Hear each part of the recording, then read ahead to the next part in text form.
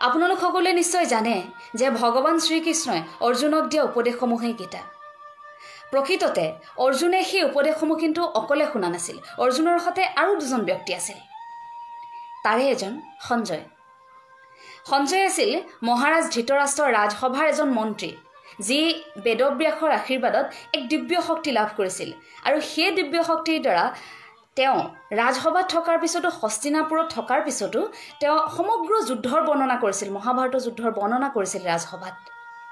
সেই দিব্য শক্তিৰ দ্বাৰা সঞ্জয়ে ভগৱান শ্ৰীকৃষ্ণ যেতিয়া অৰ্জুনক উপদেশসমূহ দি আছিল, সেই উপদেশসমূহ শুনিছিল।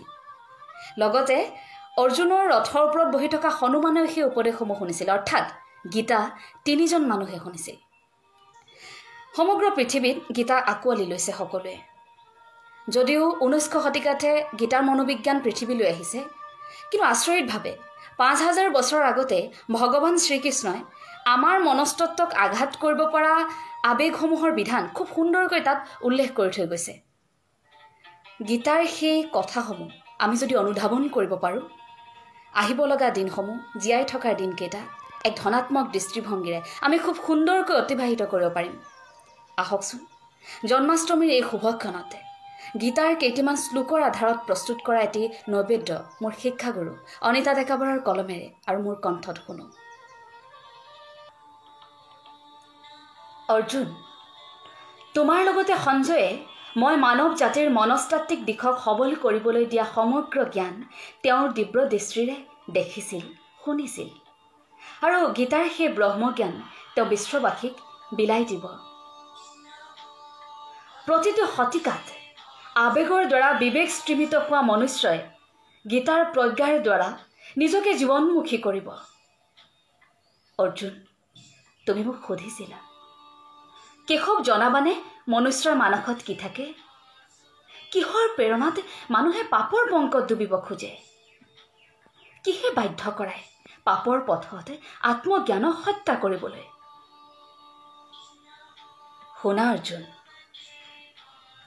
অগ্নিৰ লেলিখান শিখা যিদৰে ধোঁৱাৰ জালেৰে আবৃত হৈ থাকে, শস্ত্ৰ দাপোন যিদৰে ধূলিৰ মলেৰে অদৃশ্য হয়, সেইদৰে ৰিপুৰ চলনাত জ্ঞানৰ পোহৰক অমানিশাৰ প্ৰলেপ সানে। জ্ঞানৰ পৰম বৈৰী লালসা বাসনা সজাৰূপী দেশত সোমাই থকা আত্মাই ৰিপুৰ চলনাত ইন্দ্ৰিয়মুখী হয়। আত্মজ্ঞানহীনতাই পৰমাত্মাক স্পৰ্শ কৰিব নোৱাৰে। যোগী হ'বলৈ শিকা। প্ৰকৃতিক, মানৱতাক ক্ষতি নকৰাকৈ শৰীৰ ত্যাগ কৰাৰ আগতে নিজৰ সৈতে পৰিচয় হ'বলৈ শিকা।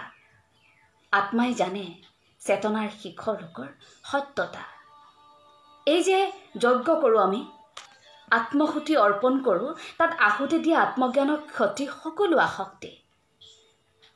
যদিও ব্যক্তিয়ে নিজকে সদায় সমাজৰ দৃষ্টিৰে পৰ্যালোচনা কৰে, কিন্তু জীৱনৰ বহু সিদ্ধান্ত মনটো শান্ত কৰিবলৈহে লয়, তেতিয়াই আত্মবিশ্বাসৰ ক্ষতি হয়। কাৰণ সঠিক নিৰ্ণয়ৰ বাবে ব্যক্তিয়ে জীৱনত জটিল সময়ত অগ্নি স্নান কৰিব লগা হয়।